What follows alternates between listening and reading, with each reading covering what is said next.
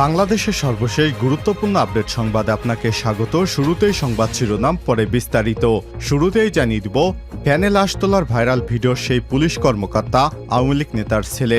সম্প্রতি সামাজিক যোগাযোগ মাধ্যমে একটি ভিডিও ভাইরাল হয়েছে। ভিডিওতে দেখা যায় বৈষম্যবিরোধী ছাত্র আন্দোলনের সময় পুলিশের গুলিতে নিহত রাস্তায় পড়ে থাকা লাশ একটি গাড়িতে স্তূপ করছে পুলিশ। সেখান থেকে বেশ কয়েকজন পুলিশের স্পষ্ট চেহারা দেখা যায়। এদের মধ্যে একজন, তার পরিচয় পাওয়া গিয়েছে। তিনি পুলিশের কর্মকর্তা, তার নাম আরাফাত। তার বাবা আরিফ হোসেন বদরটুনি মাধ্যমিক বিদ্যালয়ের অবসরপ্রাপ্ত প্রধান শিক্ষক এবং হরিনাথপুর ইউনিয়ন আওয়ামী লীগের সাবেক সভাপতি। এই নির্দয় পুলিশ সদস্যরা বৈষম্যবিরোধী ছাত্র আন্দোলনে ছাত্র জনতাকে গুলি করে হত্যা করে লাশের স্তূপ ভ্যানে দিয়ে তারপর সেগুলো সেখান থেকে সরিয়েছে। এমন একটি হৃদয় বিদারক ভিডিও ভাইরাল হয়েছে। এ বিষয়ে গুরুত্বপূর্ণ সংবাদ জানাবো, এই নরপিশাচগুলোর পরিচয় জানাবো, সঙ্গেই থাকুন। এরপর জানিয়ে দিব, প্রধান উপদেষ্টার কাছে যেসব দাবি জানালো ইসলামী দলগুলো। অন্তর্বর্তীকালীন সরকারের প্রধান হিসেবে দায়িত্ব নেয়ার প্রায় 4 সপ্তাহ পর রাজনৈতিক দল এবং জোটগুলোর সঙ্গে মতবিনিময়তে বসেছে প্রধান উপদেষ্টা ডক্টর মোহাম্মদ ইউনূস। বৈঠকে বেশ কিছু সংস্কারের প্রস্তাব দিয়েছে 7টি ইসলামিক দল। এ বিষয়ে গুরুত্বপূর্ণ সংবাদ থাকবে বন্ধুরা। সংবাদটি জানতে ভিডিওটি না টেনে দেখতে থাকুন। এদিকে শেখ হাসিনাকে ফেরত চাইতে পারে বাংলাদেশ, রয়টার্সকে বললেন পররাষ্ট্র উপদেষ্টা তৌহিদ হোসেন। এবারে জানাবো, ভূমি অফিস যেন ঘুষের হাট, টাকা ছাড়া মেলে না কোনো সেবা। বরিশালের বাকেরগঞ্জে উপজেলার 2 নং চরাদি ইউনিয়নের ভূমি অফিসে টাকা ছাড়া মিলছে না কোনো সেবা। সহকারী ভূমি কর্মকর্তা হাবিবুর রহমান নিজেই কাজের ধরন এবং জমির পরিমাণ অনুযায়ী ঘুষের হার নির্ধারণ করেন।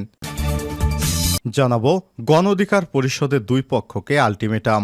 গণ অধিকার পরিষদের 2 অংশ রেজা কিবরিয়া এবং বিপি নুরুল হক নূরের অংশকে একত্র হওয়ার জন্য 48 ঘন্টার আলটিমেটাম দিয়েছে গণ অধিকার পরিষদের তৃণমূল পর্যায় থেকে। এবং সর্বশেষ জানিয়ে দিব, শেকল ভাঙ্গার পদযাত্রা থেকে 13 দফা দাবি ঘোষণা। নারীর অধিকার এবং নিরাপত্তা রাষ্ট্রকে নিশ্চিত করতে হবে। ধর্ষণের সর্বোচ্চ শাস্তি সহ 13 দফা দাবি ঘোষণা করা হয়। নারীর প্রতি সব বৈষম্যমূলক আইন দূর হবে, সমাজ হবে সমতার। নারীর প্রতি নিপীড়ন করে কেউ পার পেয়ে যাবে না, ইত্যাদি বিষয়গুলো তুলে ধরা হয়। প্রিয় দর্শক, এখান থেকে 13 দফা দাবি ঘোষণা করেছে শেকল ভাঙ্গার পদযাত্রা। আর শনিবার 31 আগস্ট ভোর 4টা পর্যন্ত এখানে অবস্থান করেন তারা। প্রিয় দর্শক, এতক্ষণ শুনছিলেন সংবাদ শিরোনাম, এবারে বিস্তারিত। তবে তার আগে বন্ধুরা অনুরোধ থাকবে, এই সংবাদটিতে একটি লাইক দিন। এই চ্যানেলে আপনি নতুন হয়ে থাকলে আমাদের সংবাদটি দেখতে দেখতে চ্যানেলটি সাবস্ক্রাইব করে রাখুন, যাতে করে বন্ধুরা আমাদের পরবর্তী লেটেস্ট আপডেট সংবাদগুলো সবার আগে আপনার কাছে পৌঁছে যায়। কমেন্ট করে আপনার মূল্যবান মতামত জানিয়ে দিন আপনি বিশ্বের কোন দেশ থেকে বা বাংলাদেশের কোন স্থান থেকে আমাদের সংবাদটি দেখছেন এবং শুনছেন। ভ্যানে লাশ তোলার ভাইরাল ভিডিওর পুলিশ কর্মকর্তা আওয়ামী লীগ নেতার ছেলে। সম্প্রতি সামাজিক যোগাযোগ মাধ্যমে একটি ভিডিও ভাইরাল হয়েছে। ভিডিওতে দেখা যায় বৈষম্যবিরোধী ছাত্র আন্দোলনের সময় পুলিশের গুলিতে নিহত রাস্তায় পড়ে থাকা লাশ একটি ভ্যান গাড়িতে স্তূপ করছে পুলিশ। ভিডিওতে লাশের স্তূপ করতে ব্যস্ত এক পুলিশ সদস্যকে দেখা যায়। তিনি হলেন ঢাকা জেলা উত্তর গোয়েন্দা পুলিশ পরিদর্শক তদন্ত আরাফাত হোসেন। তার গ্রামের বাড়ি বরিশালে। প্রায় 2 বছর আগে ঢাকা জেলা গোয়েন্দা বিভাগে যোগ দেন তিনি।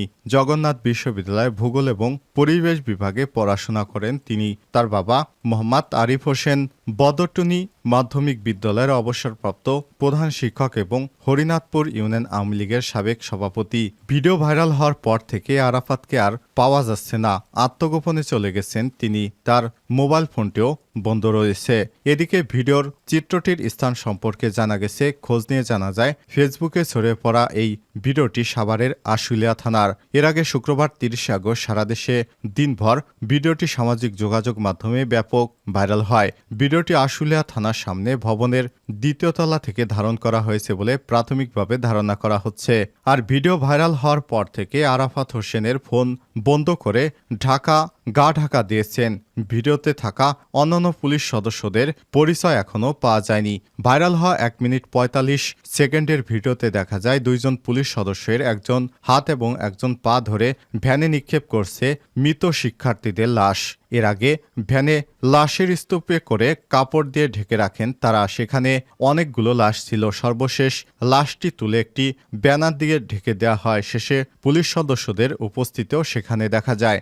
ভিডিওর 1 মিনিট 6 সেকেন্ডে একটি পোস্টার দেখা যায়, যা স্থানীয় ধামসোনা ইউনিয়ন সভাপতি প্রার্থী ও 7 নং ওয়ার্ডের মেম্বার প্রার্থী আবুল হোসেনের। ওই পোস্টারটি দেখে নিশ্চিত হওয়া গেছে যে ভিডিওটির ঘটনাস্থল আশুলিয়া থানার আশেপাশে। প্রধান উপদেষ্টার কাছে যেসব দাবি জানালো ইসলামী দলগুলো।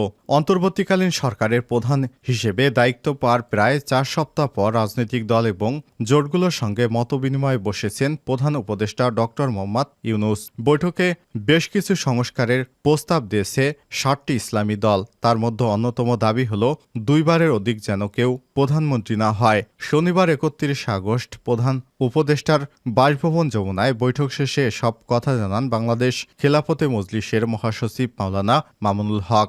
প্রধান উপদেষ্টার সঙ্গে বৈঠকে আমরা বেশ কিছু সংস্কারের প্রস্তাব উপস্থাপন করেছি উল্লেখ করে মামুনুল হক সাংবাদিকদের বলেন, নির্বাচন ব্যবস্থার আমূল সংস্কার আনার দাবি জানিয়েছি।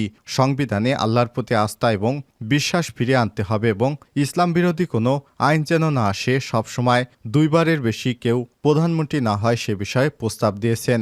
আন্দোলনের সব হত্যাকাণ্ড প্রয়োজনে ট্রাইব্যুনালের মাধ্যমে বিচার করতে হবে দাবি জানিয়ে মাওলানা মামুনুল হক আরও বলেন, কাল বিলম্ব না করে আন্দোলনের সব হত্যাকাণ্ডের দ্রুত বিচার করার দাবি এবং হেফাজত নেতাকর্মীদের বিরুদ্ধে সব মামলায় 1 মাসের মধ্যে প্রত্যাহারের করার দাবি জানাচ্ছি।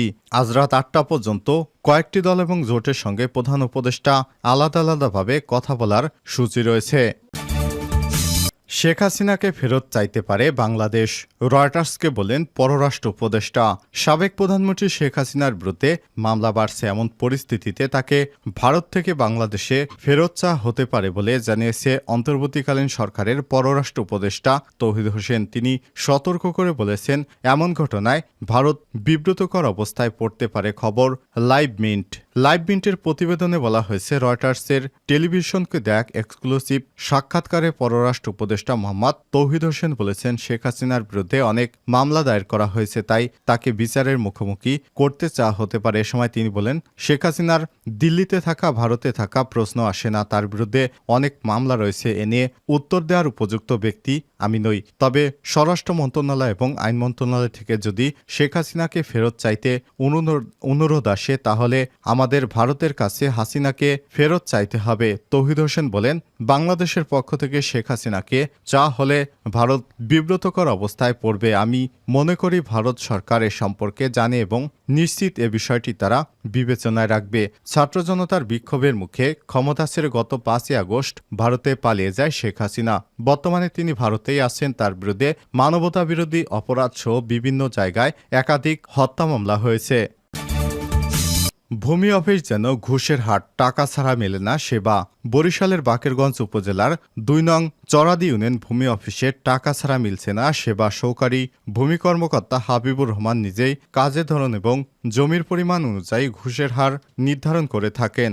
সরেজমিনে গিয়ে দেখা গেছে, চরাদি ইউনিয়নের ভূমি অফিসের সহকারী ভূমি কর্মকর্তা হাবিবুর রহমান চরাদি গ্রামের সেবা গ্রহীতা লতিফ হাওলাদারের থেকে প্রকাশ্যে 1800 টাকা ঘুষ গ্রহণ করছেন এবং ওই টাকা নিজের পকেটে রাখছেন। এরপর তিনি সেবা গ্রহীতাকে বলছেন, আপনি চলে যান, আরও 3200 টাকা নিয়ে এলে কাজ হবে।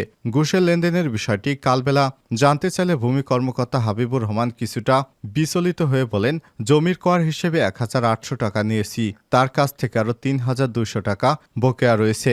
1800 টাকা কেন অগ্রিম নিলেন এমন প্রশ্নের জবাবে তিনি বলেন, বাকি টাকা পরে দেবে, তাই টাকা রাখা হয়েছে। ঘুষের টাকা গ্রহণের একটি ভিডিও দেখে টাকার পরিমাণ নিয়ে প্রশ্ন করলে তিনি কোনো সদুত্তর দিতে না পেরে চুপ হয়ে যান।